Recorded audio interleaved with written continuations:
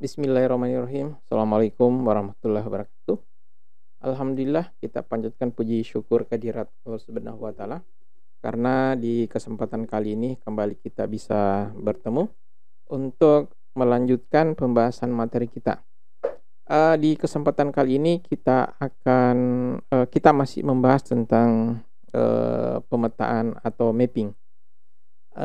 Dan ini adalah mapping yang kedua, di mana pada pertemuan sebelumnya kita sudah membahas dasar-dasar mapping ya.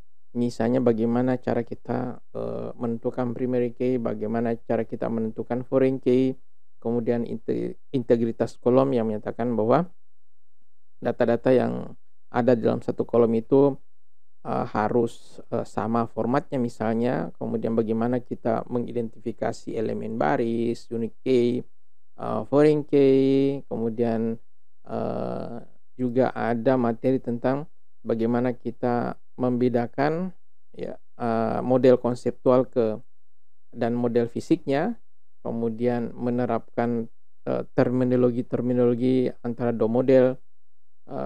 Kemudian konvensi penamaan tabel, konsep penamaan tabel, konsep penamaan kolom ya, dan bagaimana merubah entitas menjadi diagram tabel. Baik, di kesempatan ini kita akan melanjutkan masih lanjutan itu. Yang jelas di pertemuan kali ini kita akan lebih fokus lagi bagaimana merubah sebuah tabel, sebuah entitas menjadi sebuah tabel beserta relasi-relasinya. Baik, kita masuk ya. Oke, pelajaran ini bertujuan untuk menerapkan aturan pemetaan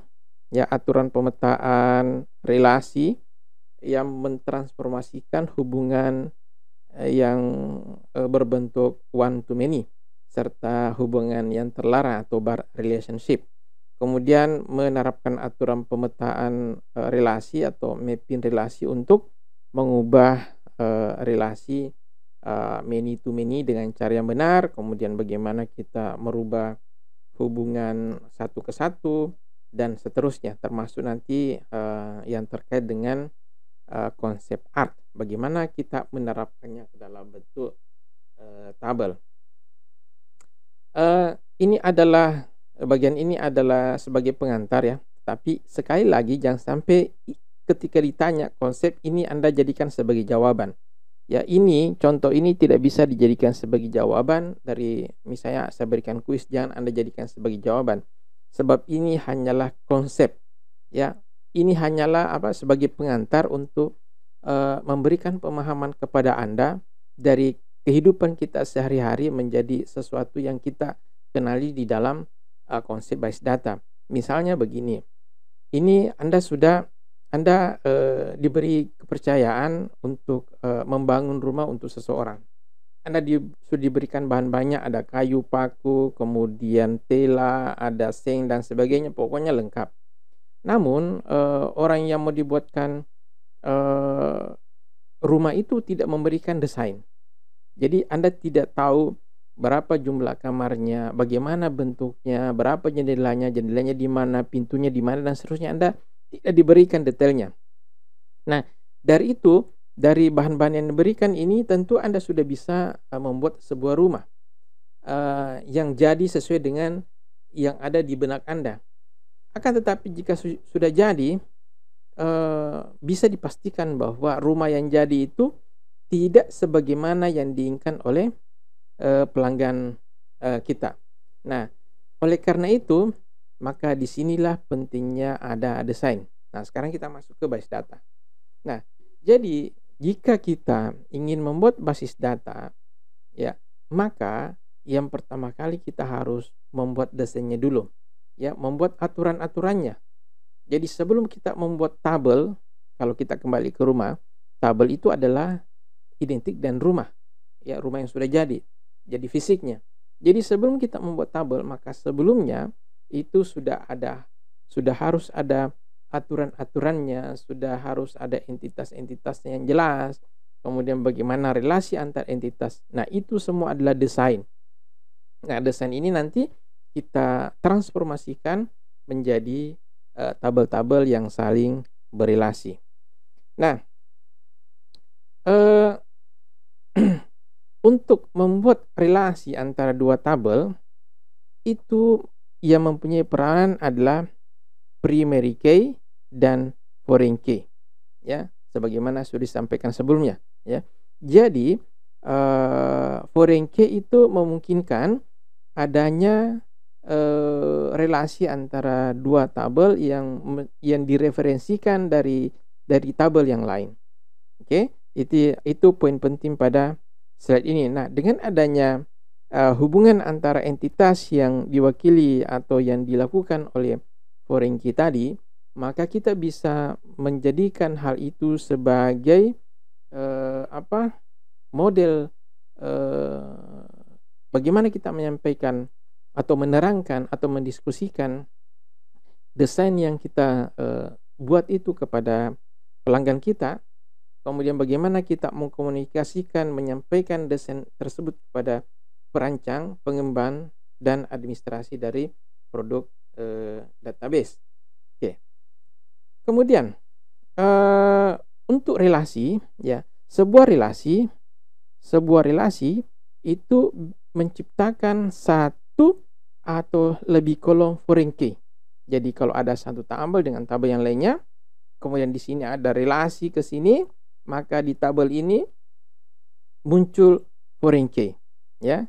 Dan kita memberikan nama kolom foreign key ini berdasarkan singkatan dari tabel referensi sebelumnya atau tabel di mana dia menjadi foreign key. Sebagai contoh misalnya, di sini di tabel karyawan atau tabel employee, ya,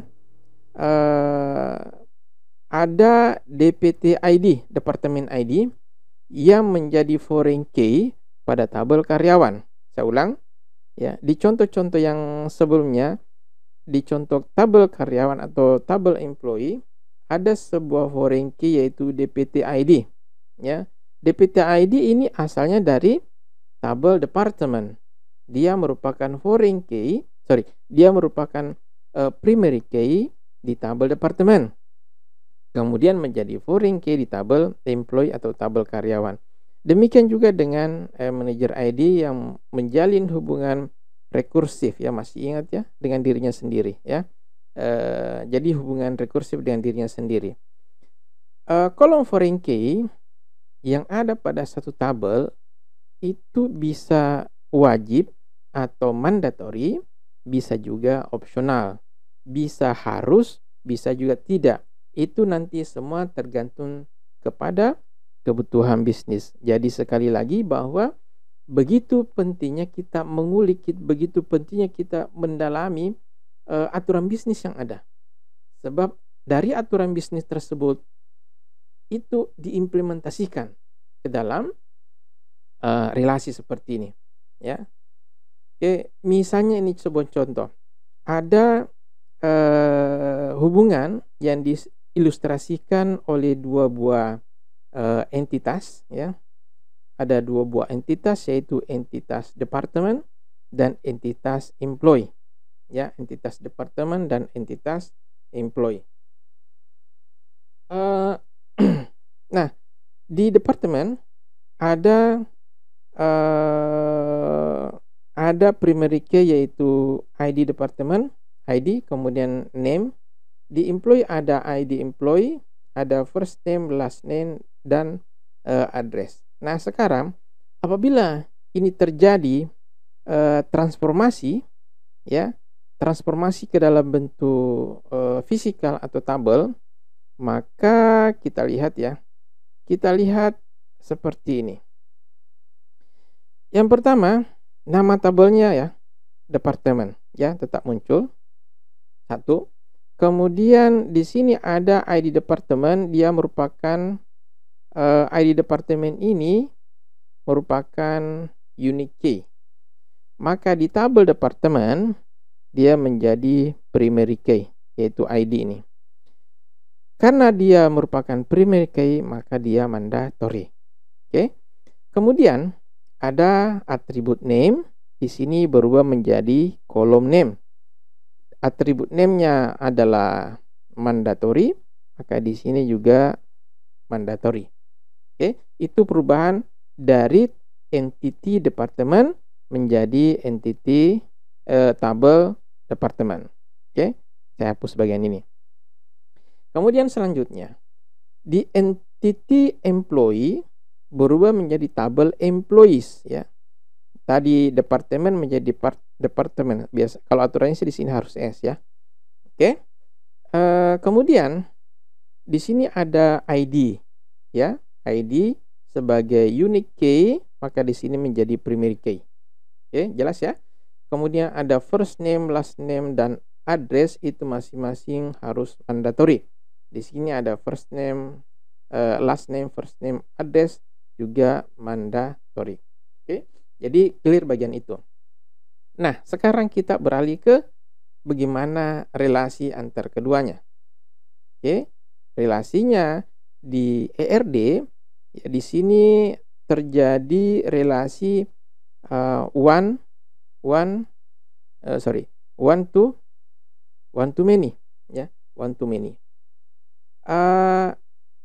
Disampaikan sebelumnya bahwa apabila terjadi one to many relationship, maka foreign key berada di sisi many. Nah, berarti berada di sisi many, berarti berada di sisi employee. Yang menjadi foreign key adalah ID dari departemen masuk ke sini. Maka di tabel employee, ya, muncul ID departemen yang berasal dari sini, ya. Ini, ya, ini dia referensinya dari sini menjadi foreign key. Oke, menjadi foreign key. Oke, dia menjadi foreign key di sini. Nah, pertanyaannya, kenapa foreign key di tabel employee itu bersifat mandatory? Ya, dia mandatory. Saya hapus dulu. Sebab dia di sini adalah mandatory juga. Garisnya garis tidak putus-putus. Maka di sini dia menjadi mandatory. Jadi foreign key di departemen ID, foreign key departemen ID merupakan foreign key yang mandatory. Bedakan dengan foreign key yang dihasilkan oleh relasi rekursif ini, ya. Ya, di sini relasi rekursif, di sini one to many, tetapi di sisi sini adalah opsional. Maka di sini juga opsional. Jadi walaupun dia berelasi dengan dirinya sendiri, tetapi yang namanya relasi tentu harus ada foreign key. Maka di sini muncul foreign key, manager ID dengan optionality optional, ya, bukan mandatory. Oke. Jadi seperti itu bagaimana kita mengkonversi, ya, atau mentransformasi sebuah relasi seperti ini, ya. Jadi relasi yang kita transformasikan ini adalah entity one to many, ya. Jadi dia merupakan one to many, kemudian dia di satu sisi opsional, di satu sisi dia mandatory, dengan hasil transformasi seperti ini. Oke. Nah, ini adalah penjelasan tadi, ya. Jadi pemetaan hubungan wajib di satu sisi, ya. Contoh seperti ini, dia wajib di satu sisi. Dikatakan bahwa apabila hubungan atau relasinya wajib di satu sisi atau wajib di kedua sisi, dipetakan dengan cara yang sama persis dengan hubungan yang opsional di kedua sisi. Model fisik, oke, kita lewati, ya. Kemudian hubungan untuk wajib di satu sisi, contoh misalnya hubungan antara entitas band dengan musisi, di mana satu band harus terdiri dari setidak-tidaknya satu musisi, sedangkan satu musisi boleh menjadi anggota di salah satu band, tapi tidak boleh menjadi anggota di banyak band. Maka relasinya seperti ini. Nah, perhatikan. Ini adalah ERD-nya. Jadi seorang musisi ya boleh menjadi anggota di hanya satu band. Oke? Dari sisi sebaliknya, dari sisi band, satu band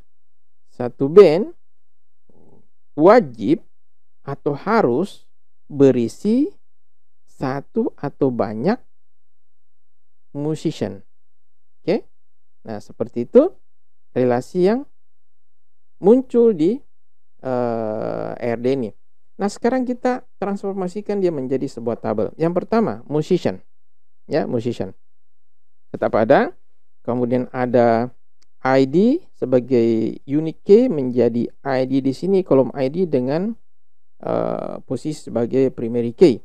Ada kolom atribut nama mandatory, di sini juga nama dan mandatory. Ada instrumen, di sini opsional. Oke, jelas.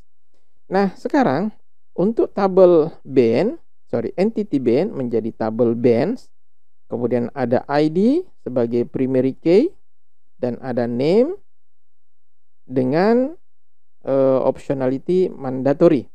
Nah, sekarang Anda perhatikan bahwa pada relasi ini relasinya adalah one to many dan posisi many ada di musician. Oleh karena itu berarti foreign key pasti berada di tabel musician. Makanya di sini muncul foreign key berupa bit ID yang berasal dari sini ya, yang ini ya. Oke. Nah, kemudian di sini dia opsional. Kenapa opsional? Ya. Kenapa opsional? Karena di sini juga opsional. Makanya ini opsional. Ya, perhatikan ya. Oke. Sedangkan di contoh sebelumnya, di contoh ini ya, perhatikan. Di contoh ini mandatory. Kenapa mandatory? Karena di sini juga mandatory. Ya. Kenapa ini opsional? Karena di sini opsional, garis putus-putus ya. Jadi mungkin di situ Anda bisa tahu kapan foreign key kita tentukan sebagai opsional, kapan kita tentukan dia sebagai mandatory. Oke.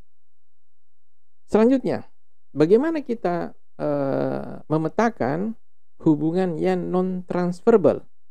Non-transferable, Anda tahu bahwa yaitu datanya tidak boleh dialihkan atau tidak boleh tidak boleh dialihkan ke yang lain ya. Masih ingat? Mudah-mudahan masih ingat untuk contoh yang non-transferable ya. Untuk jika belum sudah lupa, silakan kembali merujuk di video ya sebelumnya.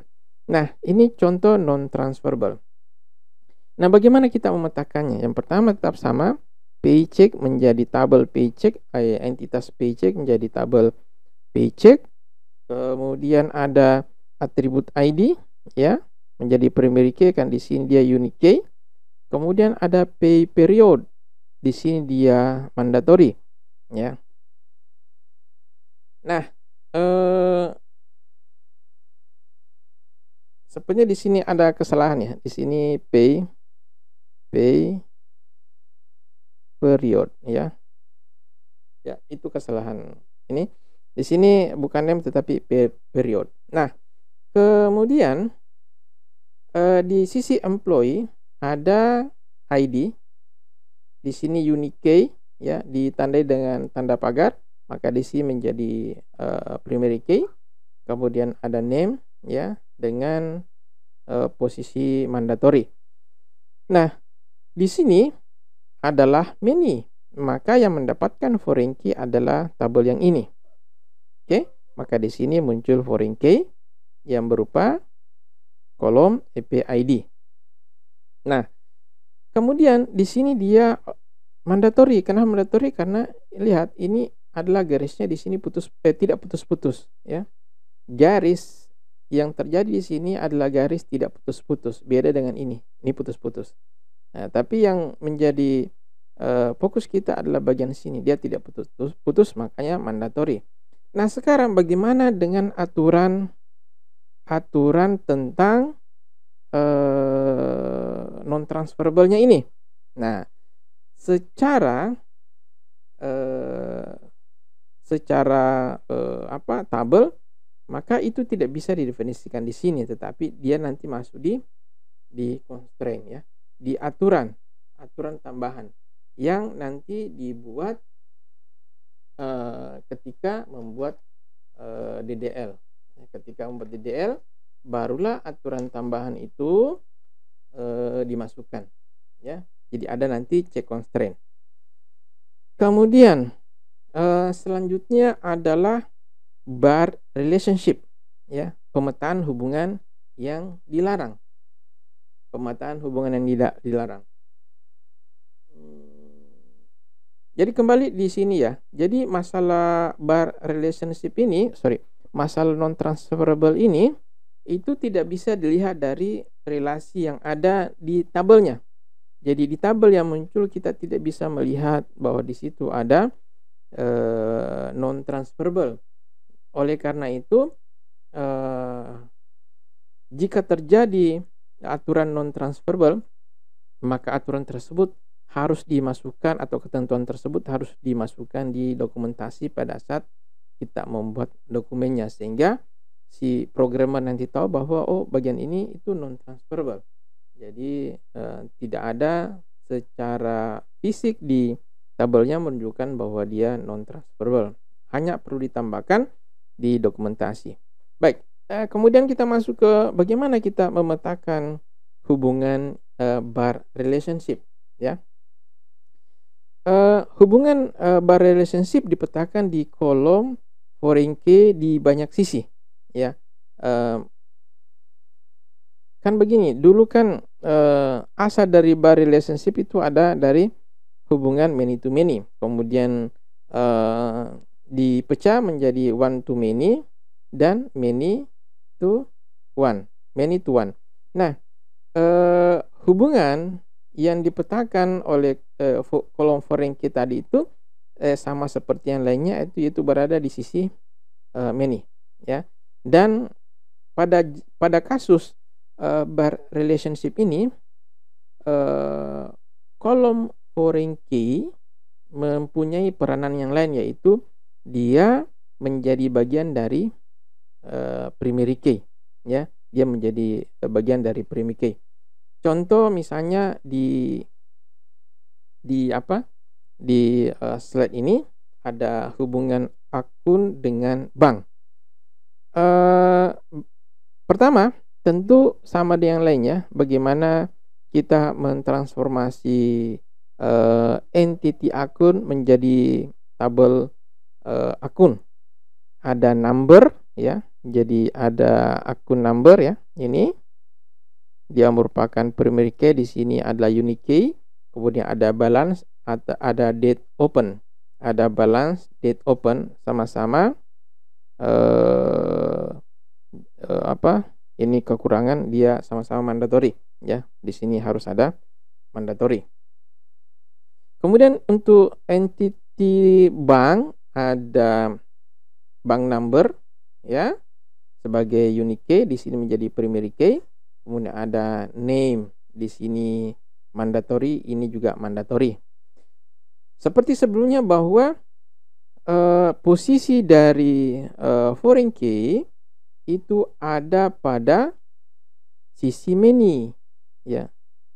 Ada pada sisi many, yaitu di sisi akun, ya. Ini sisi many. Maka di sini muncul foreign key berupa bank number, berasal dari sini, ya. Bank number. Kemudian ini adalah di sini garis tidak terputus, maka di sini harus sebagai mandatory, bukan opsional, ya, bukan opsional. Oke. Jadi seperti itu hubungan, bagaimana memetakan hubungan yang terlarang. Oke, kemudian selanjutnya hubungan yang cascade. Hubungan cascade itu mungkin masih ingat Anda masih ingat penjelasan tentang dalam satu, misalnya mempunyai beberapa gedung ya, ada mempunyai suatu rule bisnis di mana dalam satu gedung ada beberapa lantai, dalam satu lantai terdapat beberapa suite, dalam satu suite terdapat beberapa kamar. Nah, inilah contoh yang hubungannya. Kita langsung saja di sini ya, supaya kita bisa lihat. Jadi hubungan kasket yang bar ya, yang dilarang. Jadi bagian ini kita sudah pernah terangkan bagaimana, kenapa bisa seperti ini ya. Tinggal Anda merujuk kembali ke video tersebut. Yang kita akan terangkan adalah bagaimana mentransformasi hubungan cascade bar relationship seperti ini, kita transformasi menjadi tabel. Nah, yang pertama kita merujuk dulu ke entitas building. Di entitas building muncul tabel building dengan ID building dan address-nya. ID building dan address yang ini sama primary key, unique key. Oke? Itu satu. Kemudian entitas building ini dia berrelasi dengan floor. Ya. Berarti ada tabel floor. Di tabel floor ada atribut number sebagai primary key. Ada floor number sebagai primary key. Dia berrelasi di antara floor dengan building dengan bar relationship. Di sini posisinya many di floor, maka foreign key muncul di floor yang berasal dari sini ya. Referensinya di building. Referensinya di building dengan opsional dia mandatory. Oke. Karena di sini dia bar, maka karena pada entity ini dia merupakan bar relationship, maka di sini selain sebagai foreign key juga sebagai primary key. Artinya di floor ini, tabel floor, primary key-nya itu dua tabel ini. Oke. Kemudian selanjutnya entitas suite, muncul tabel suite. Di situ ada number, ada tenant.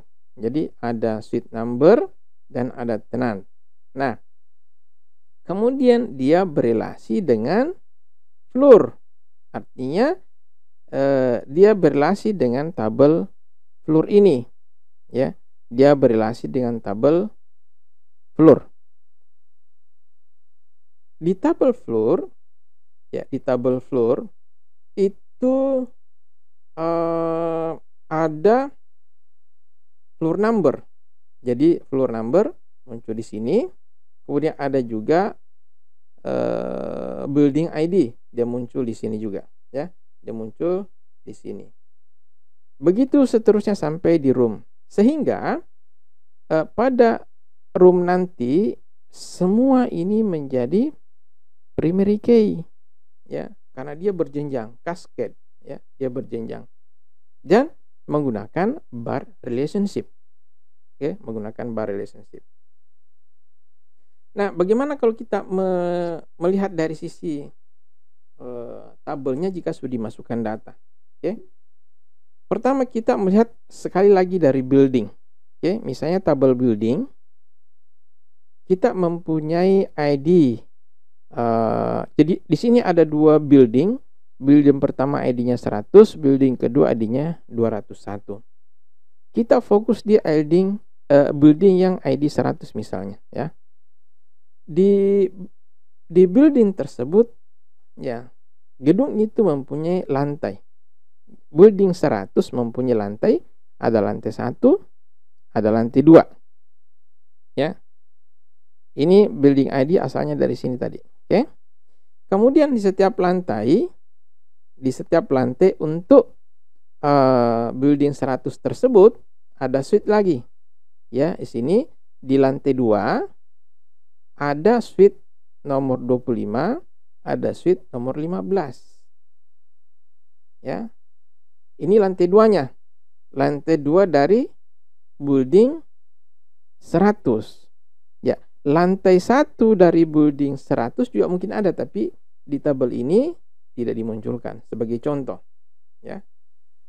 Oke, mohon maaf. Oke. Kemudian selanjutnya setelah suite, ya, suite number 15 dan 25, kita lihat tabel room.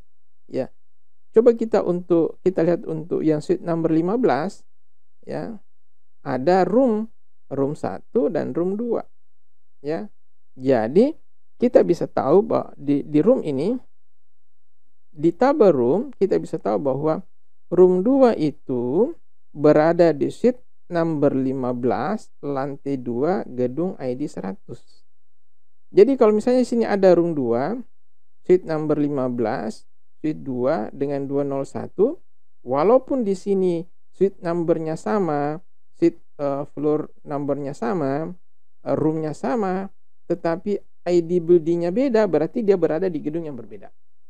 Ya, itu berada di gedung yang berbeda. Ya. Itu untuk hubungan cascade bar. Ya.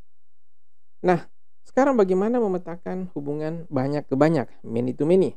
Ya, misalnya seperti ini, ya. Yang awalnya kan dari kritik ke movie itu many to many. Jadi seorang kritikus bisa mengkritik banyak movie, sedangkan satu movie bisa dikritik oleh banyak kritikus, misalnya. Itu hubungan many to many. Maka dibuatlah intersection relationship,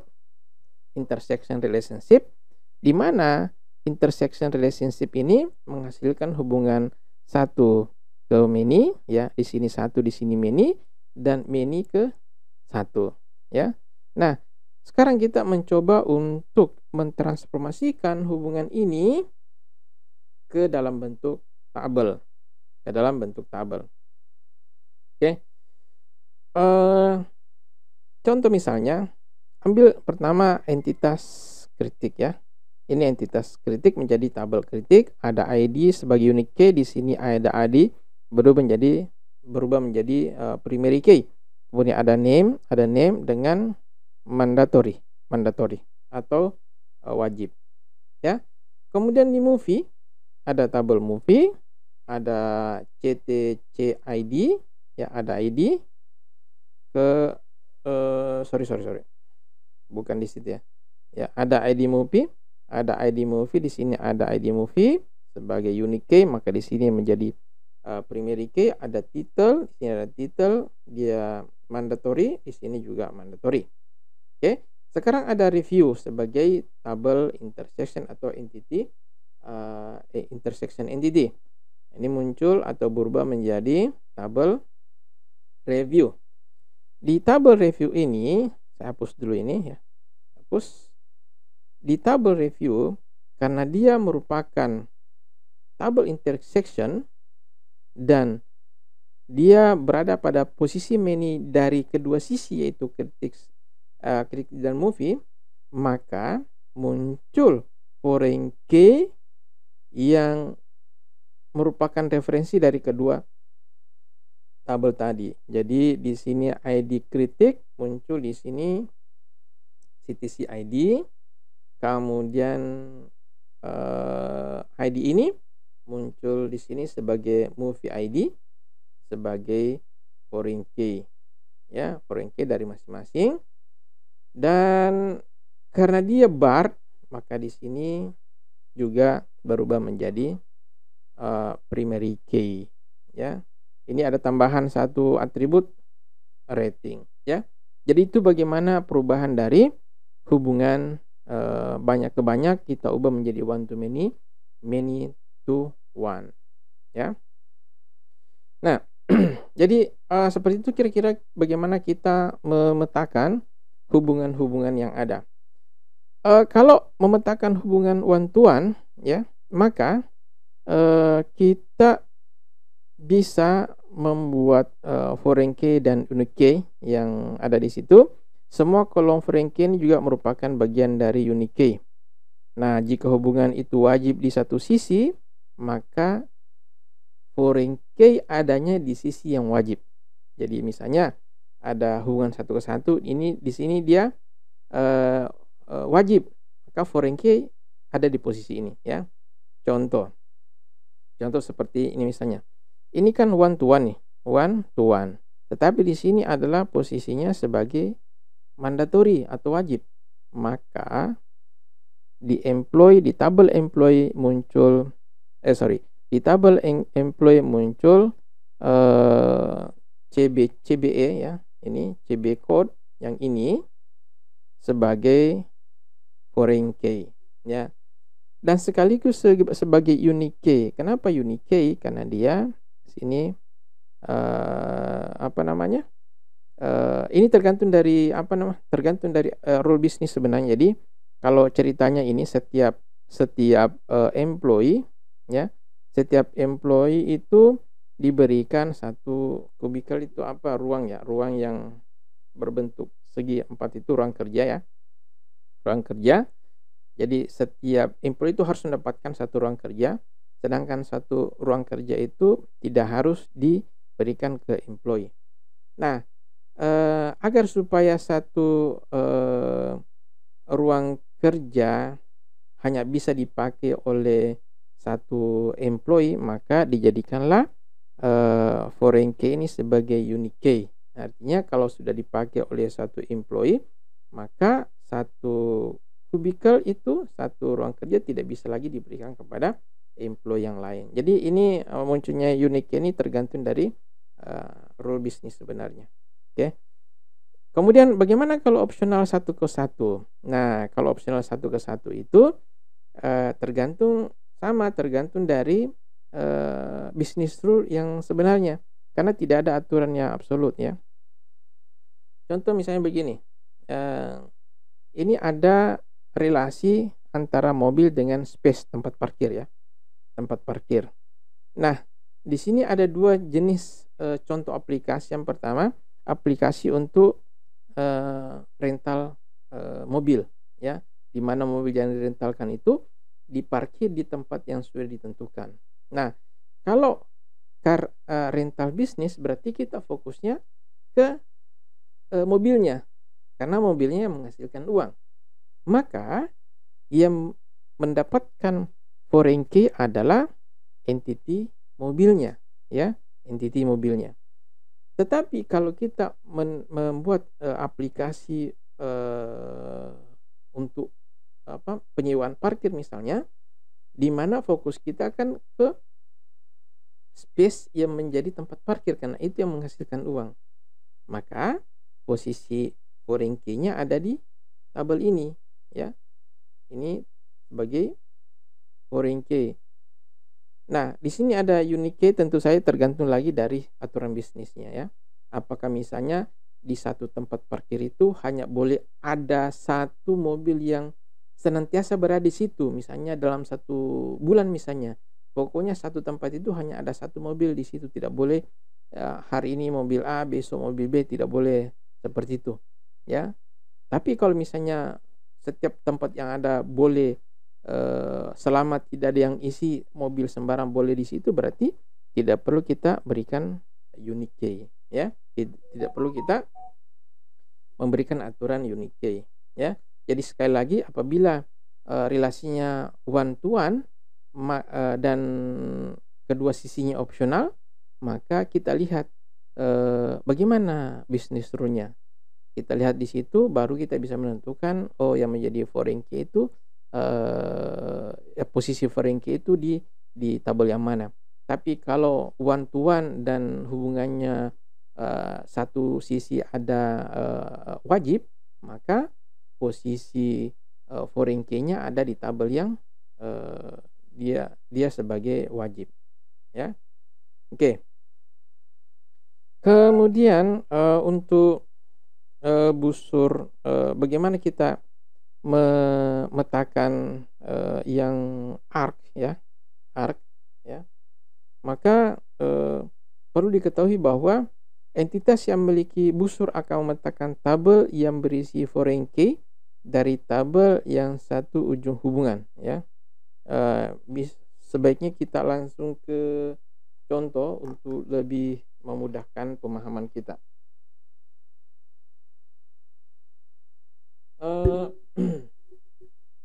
Nah, kita lihat begini. Ini ada sebuah ERD, ya. Ini entity membership, kemudian ada company dan ada customer. Nah, kalau yang lainnya sama ya. Ini tabel membership, kemudian ID-nya, start date-nya, expire date di sini kekurangan ya. Kemudian termination ini sama semua, ini tidak jadi masalah ini ya. Begitu juga dengan tabel company, ada ID, name, contact name sama, langsung transformasi dari atas, ini juga demikian. Oke.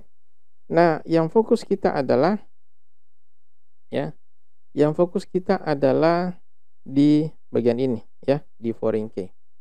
Nah, perhatikan. Antara membership dengan company ada relasi.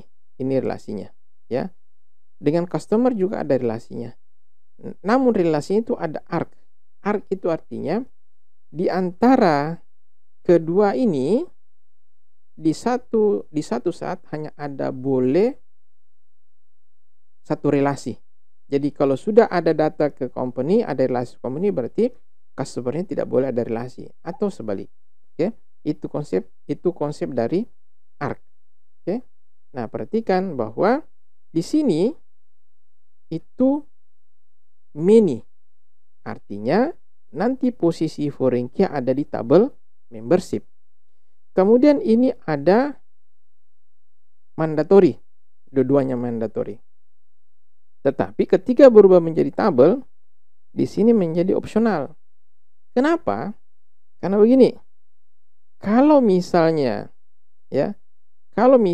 di sini kita tentukan dia juga mandatory semua, Anda bayangkan sebuah tabel dengan satu baris data. Artinya untuk satu baris itu kalau di sini mandatory, maka dalam satu baris ini harus ada isi, ini juga harus ada isi, ada data maksudnya. Sedangkan dia merupakan arc, ya, eksklusif OR, yang berarti kembali lagi pelajaran sebelumnya bahwa kalau dia arc,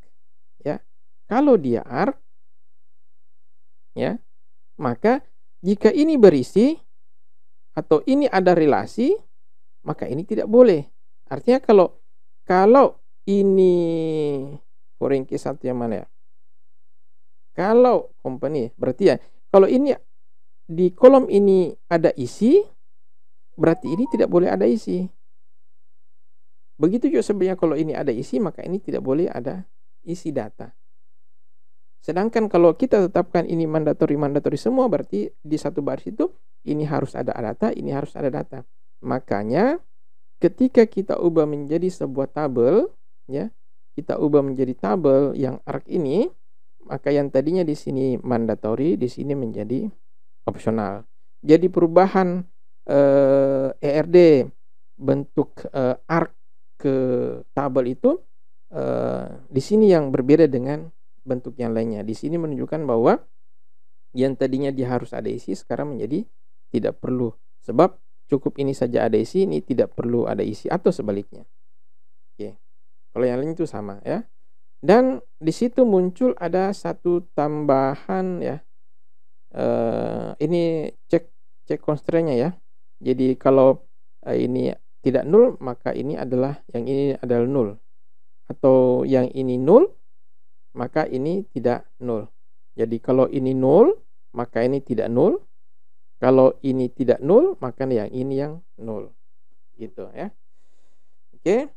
Itu untuk bagian pertama. Dan kita lanjut saja ya. Mungkin materi ini, materi video di sesi ini sepertinya agak lama ya. Oke, karena memang materinya panjang.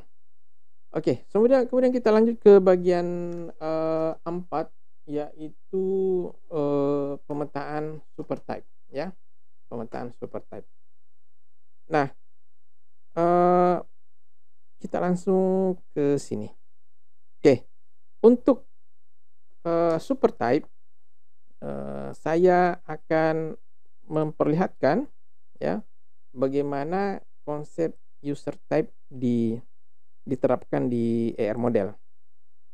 Oke. Jadi yang pertama itu ada 3 penerapannya transformasinya nanti. Yang pertama itu tabel tunggal, kemudian ada tabel untuk setiap subtype ya, dan ada tabel untuk, jadi begini, konversi dari diagram supertype subtype menjadi tabel itu yang pertama, satu diagram itu diubah menjadi satu tabel saja. Kemudian yang kedua, pilihan kedua itu setiap subtype menjadi tabel masing-masing ya. Jadi kalau ada 3 buah subtype maka akan muncul 3 buah tabel. Kemudian jenis yang ketiga itu setiap entity akan berubah menjadi satu tabel. Oke, coba kita di modeler ya. Oke, contoh misalnya ini saya sudah siapkan ada tabel employee, dia sebagai supertype, kemudian ada full time dan part time sebagai subtype. Nah, untuk konversinya atau kita generate menjadi konseptual model, sebelumnya kita harus setting di properties ya. Di sini di subtype ada subtree generation, di sini ada pilihan.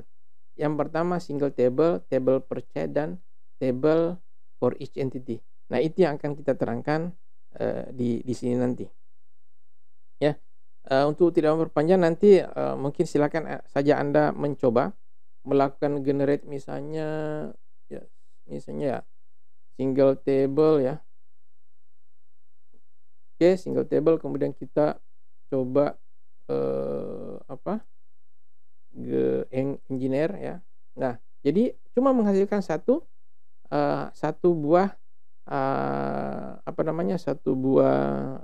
tabel ya, yaitu tabel employee, di mana seluruh atribut yang ada di sini dijadikan sebagai dimasukkan dalam satu tabel ya. Jadikan kolom-kolomnya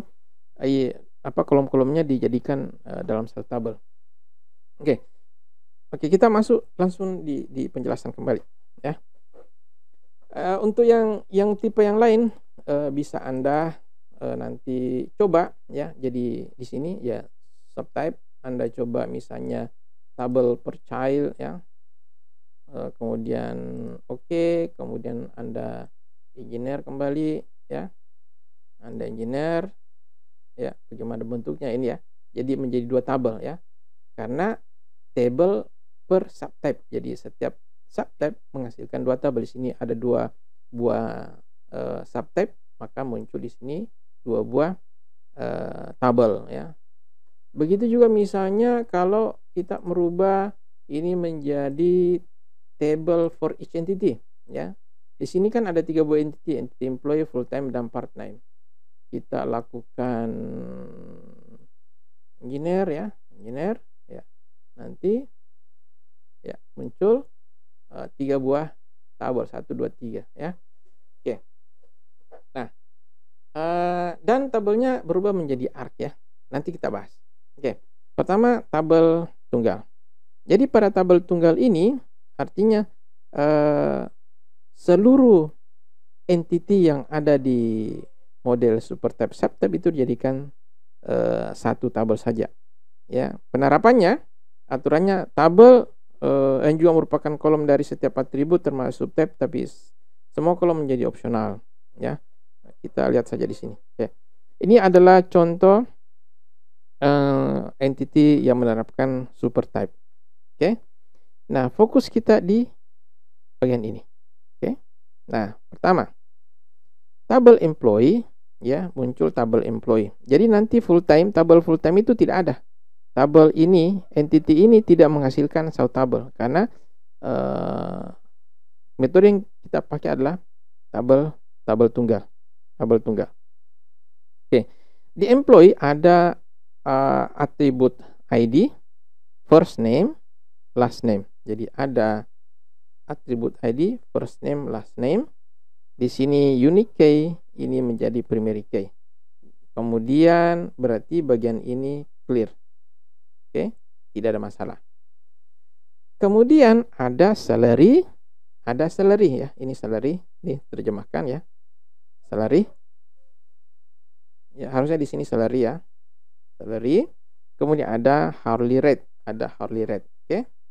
Nah, sekarang perhatikan. Di sini dia mandatory. Tetapi di sini dia berubah menjadi optional. Kenapa bisa seperti itu? Ya, sebab ya, ketika ini dijadikan sebagai suatu tabel berarti dia menjadi kolom.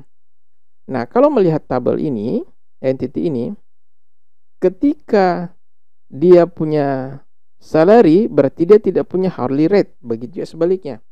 Ya, jadi makanya di sini berubah menjadi optional. Jadi penjelasannya sama dengan yang di ARC tadi ya, di penjelasan sebelumnya di section sebelumnya. Oke. Jelas ya? Jadi kenapa dia berubah menjadi optional di tabel ini. Kemudian selanjutnya employee punya relasi dengan departemen ya, dan di sini posisinya many, berarti dia muncul foreign key. Jadi ada ID departemen menjadi foreign key dengan mandatory sebab ini garis tidak putus-putus. Kemudian ada agensi ya, agensi ID, dia berrelasi dengan part time ya. Jadi karena dia berrelasi dengan part time tapi tidak berrelasi dengan full time, maka di sini dia menjadi foreign key ya, supaya ada relasi. Dan di sini opsional. Kenapa opsional? Karena tidak harus ada isi ya, posisinya sama dengan ini tadi ya, posisinya sama dengan ini, jadi berada seperti itu. Kemudian yang ketiga ada foreign key 3 dari manager ID ya, ini dari dirinya sendiri ya, dan dia opsional. Oke, jelas ya, saya kira itu semua jelas. Sedangkan ini ya berasal dari ini saja, tidak perlu kita terangkan. Nah, yang tambahan lagi ya, di tabel hasil transformasinya ada satu baris, ada satu kolom tambahan, yaitu EPE type dengan posisi sebagai, dengan opsional atau status harus mandatory ya, harus ada isi. Nah, ini adalah atribut yang ditambahkan untuk mendefinisikan, bentar ya.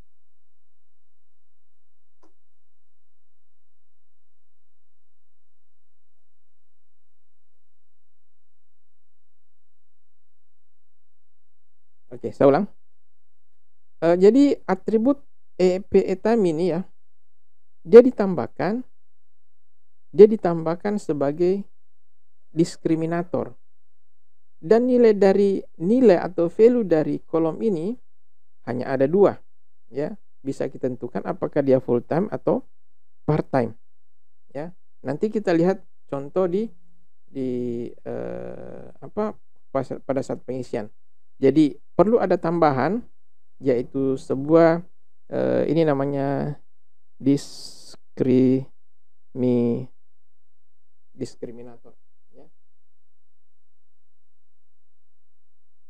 Jadi diskriminator ini diperlukan untuk membedakan apakah data di satu baris pada kolom ini dia merupakan full time atau part time ya. Nah, untuk tabel tunggal yang pertama, aturan yang berlaku bahwa identifikasi unik ya bertransformasi menjadi primary key dan unique key ya. Kita lihat di sini ya. Oh, ini primary key ya, yang unique key tadi. Kemudian relasi di tingkat super type berubah menjadi seperti biasa ya. Kalau misalnya dia opsional, maka hasilnya juga opsional, tapi kalau dia mandatory juga mandatory. Berbeda dengan tingkat di super type ya. Itu menjadi opsional. Walaupun di awalnya di ERD dia merupakan mandatory, tapi ketika sudah diubah, ditransformasi menjadi tabel, dia menjadi opsional ya, tidak wajib lagi. Kemudian penerapan super tunggal. Ini contoh ya. Ini contoh.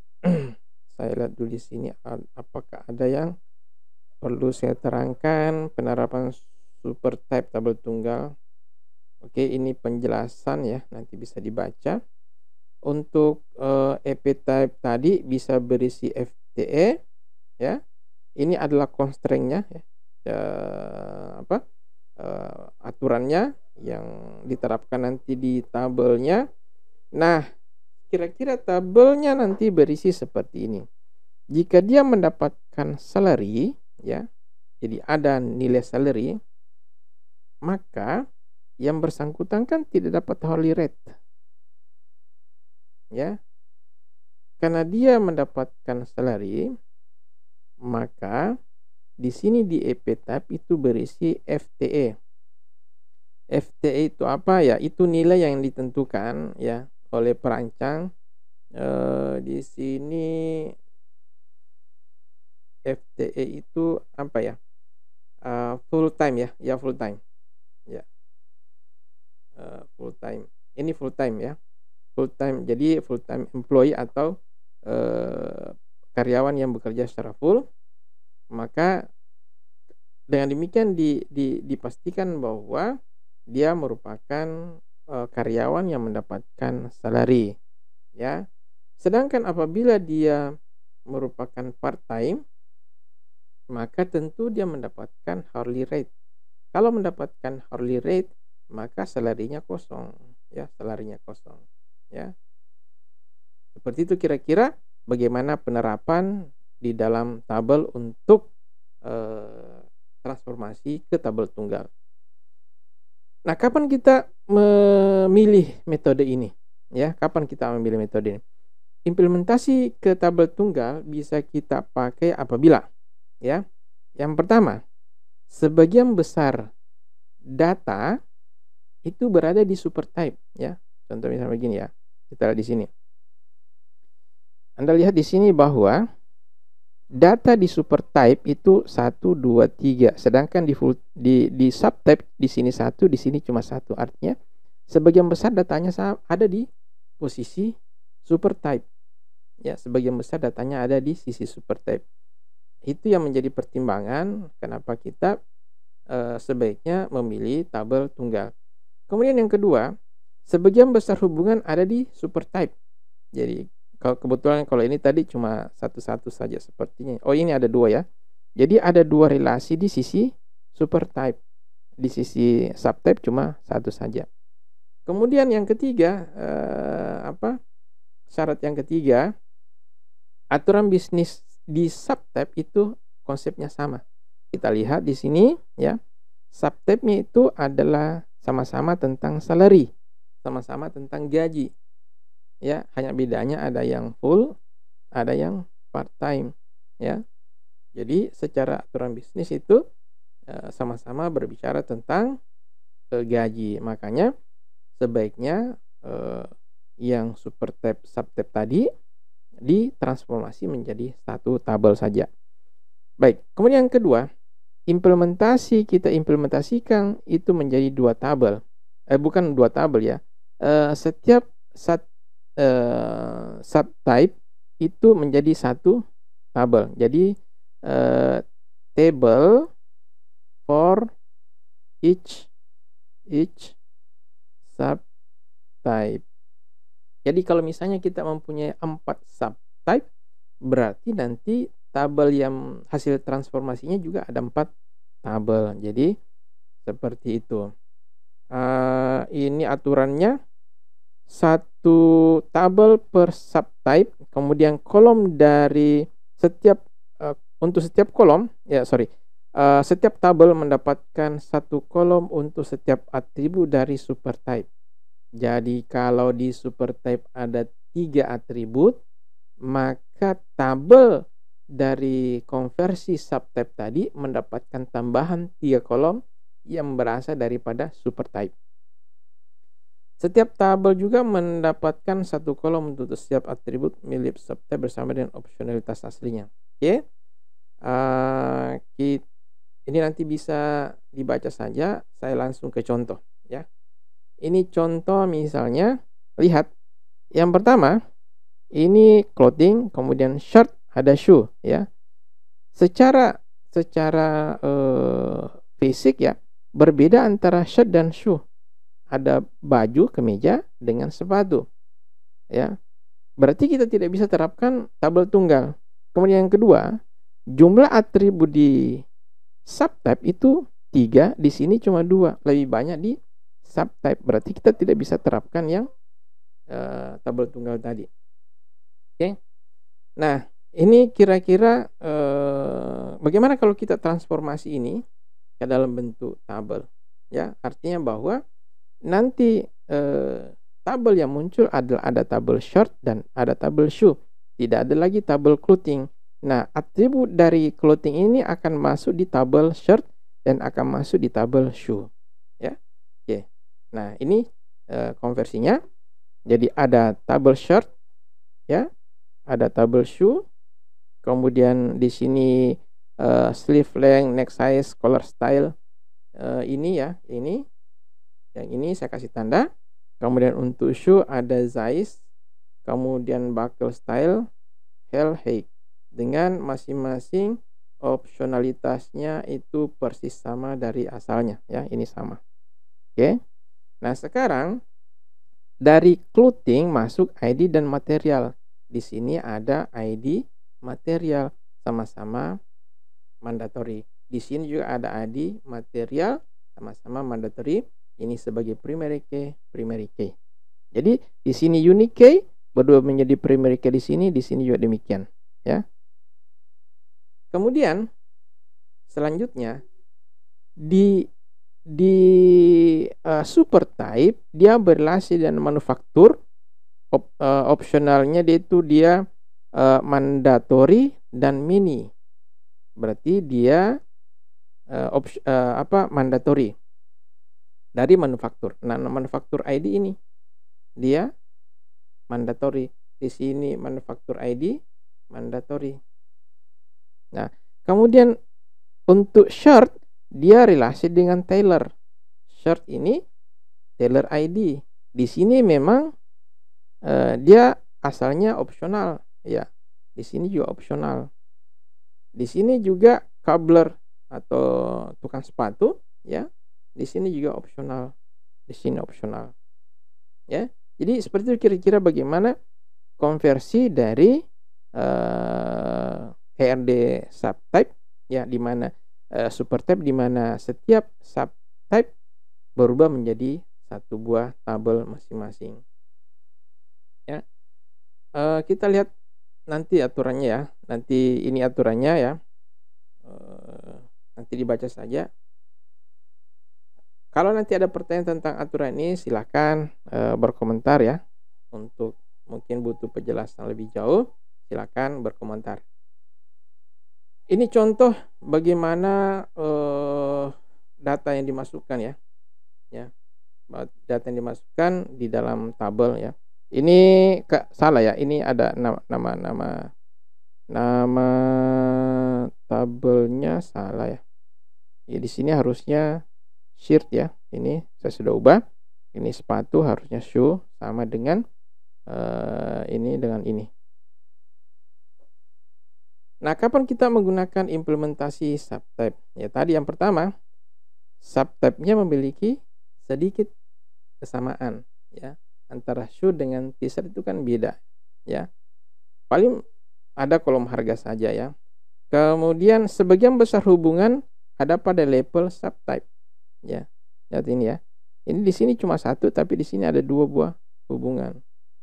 Kemudian secara aturan dan fungsi bisnis antara subtab itu berbeda.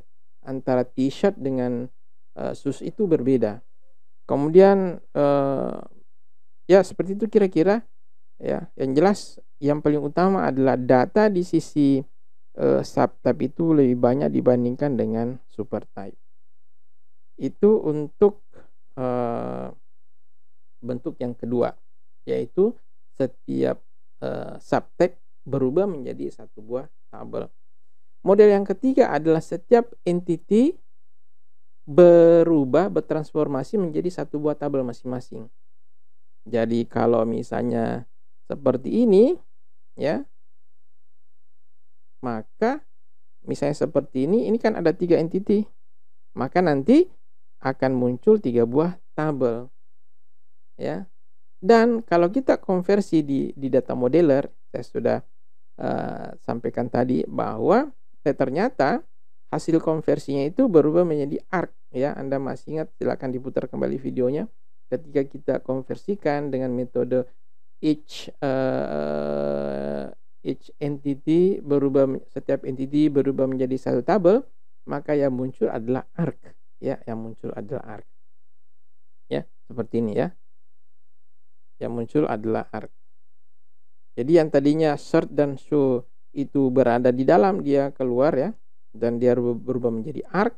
Kemudian bagaimana konversi arc ini menjadi sebuah tabel ya, kita bisa lihat di mana ya, atau sepertinya sudah sudah disampaikan sebelumnya bagaimana konversi atau transformasi dari bentuk arc ini menjadi sebuah tabel ya.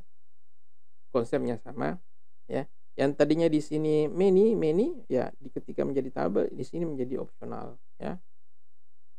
Oke, kemudian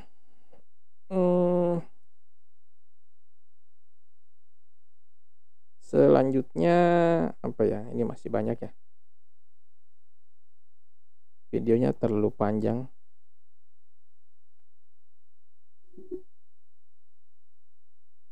Semua tabel, ini implementasinya ya. Semua tabel mendapatkan foreign key untuk hubungan yang relevan.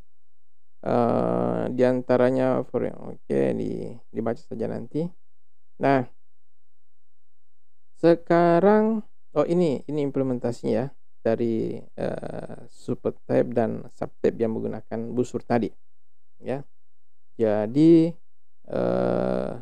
ada clothing tabel sendiri, shirt tabel sendiri, shoes tabel sendiri. Kemudian ini adalah aslinya ya, berasal dari atribut entitasnya. Ini juga berasal dari atribut entitasnya. Ini juga berasal dari atribut entitasnya. Yang berubah hanya foreign key-nya ya. Ini yang merujuk kepada Taylor di luar ya. Ada tabel Taylor, coba cek di sini tadi ya. Di sini ada tabel Taylor ya, di sini ada Chobler ya. Yang fokus kita adalah ini di tabel clothing ini. Di tabel clothing ini yang pertama relasi foreign key pertama itu berasal daripada ini ya, berasal dari sini. Kemudian yang ini bukan yang ini, tapi yang ini ya. Yang ini masuk ke show ID yang ini ya. Sedangkan ini ke manager co-production ya. Saya kira itu yang paling penting. Yang jelas dia di sini pakai unique identifier. Kenapa unique identifier dan apa maksudnya itu, nanti silakan kembali merujuk ke penjelasan video ada tadi, saya terangkan tentang unique identifier. Unique key ya.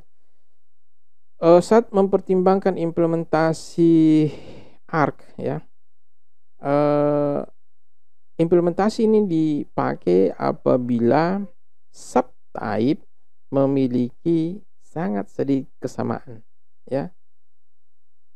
Seperti antara shoe dengan shirt itu kesamaannya sedikit.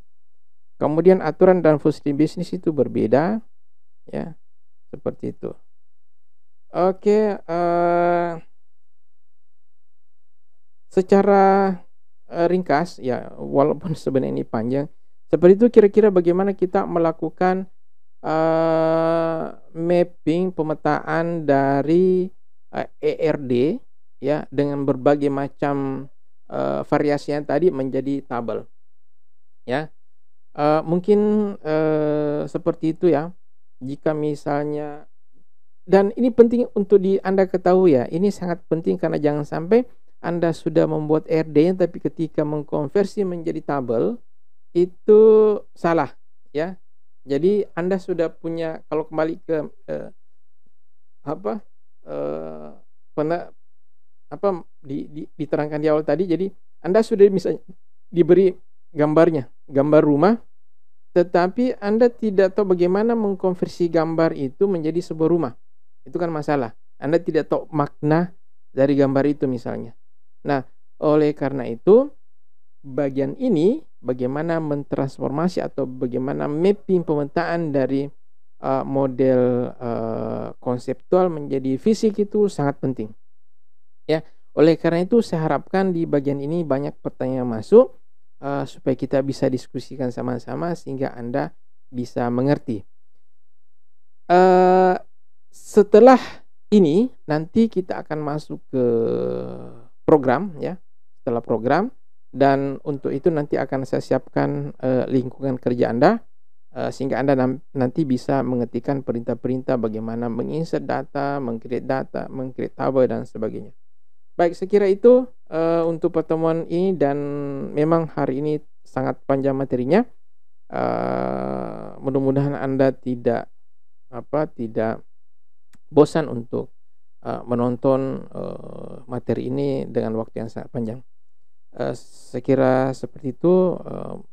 Terima kasih atas perhatiannya semua. Jangan lupa mengerjakan tugas-tugas yang diberikan. Wabillahi taufiq wal hidayah. Wassalamualaikum warahmatullahi wabarakatuh.